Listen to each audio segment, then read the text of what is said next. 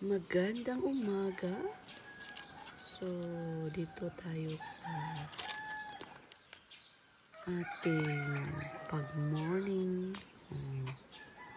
Silip-silip muna sa ating mga babies.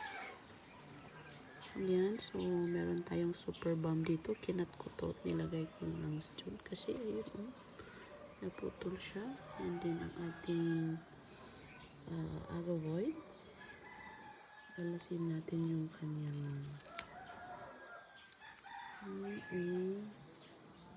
ito natin itanim ang mga to. Yan. There. Binaba ko ang mga to kasi hindi ata sila masyado sa init. Tapos yung iba dito is nagre-recover pa lang sa fungus. Ayan o. Kasi infected sila sa taas. Kaya binaba ko. Ayan. Ayan si Super Bomb. Yung mga nalaglag na dahon. Ayan. Naglilis.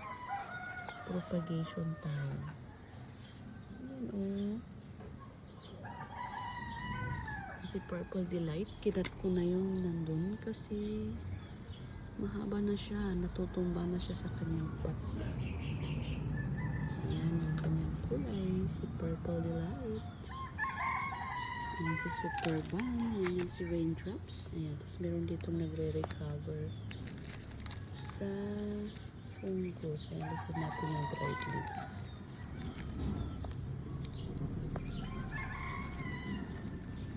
Diba? I don't know if this is crispy. Hindi ata.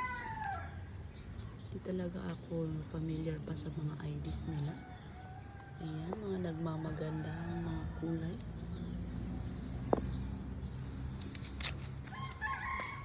Ayan, ito rin. O, diba? Binaba ko to kasi fruit rot ang kanyang mother plant. Buti na save ko ito. Ka-baby na. Ayan mga variegated natin jade plant. Ayan yung pinutol ko na si Purple Delight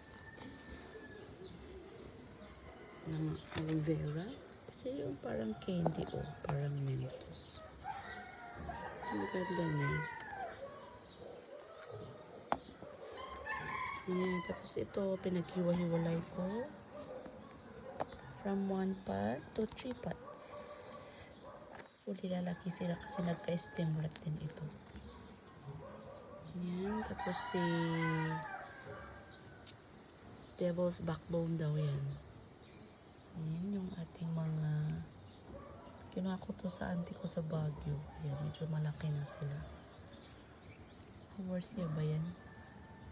Ayan, mga variegated din. Ito rin, Haworthia. Yes, variegated din na jade.